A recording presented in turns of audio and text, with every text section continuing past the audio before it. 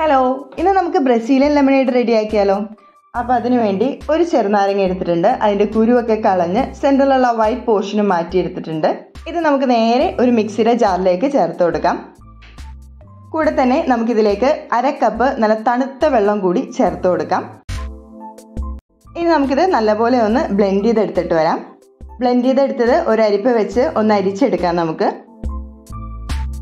ഈ നാരങ്ങ വെള്ളം നമുക്ക് വീണ്ടും നമ്മുടെ മിക്സി ജാറിലേക്ക് ചേർത്ത് കൊടുക്കാം. ഇനി നമുക്കിതിലേക്ക് മിൽക്ക് മെയ്ഡ് ചേർത്ത് കൊടുക്കാം. ഞാനിവിടെ വീട്ടിൽ തന്നെ തയ്യാറാക്കിയെടുത്ത മിൽക്ക് മെയ്ഡാണ് ചേർത്ത് കൊടുക്കുന്നത്. മിൽക്ക് മെയ്ഡ് തയ്യാറാക്കുന്നതിൻ്റെ വീഡിയോ ലിങ്ക് ഞാൻ ഡിസ്ക്രിപ്ഷൻ ബോക്സിൽ കൊടുക്കാം. ഇനി നമുക്കിതിലേക്ക് ആവശ്യത്തിന് തണുത്ത വെള്ളം ചേർത്ത് കൊടുക്കാം. എന്നിട്ട് നമുക്ക് വീണ്ടും നല്ലപോലെ ഇതൊന്ന് ബ്ലെൻഡ് ചെയ്തെടുക്കാം.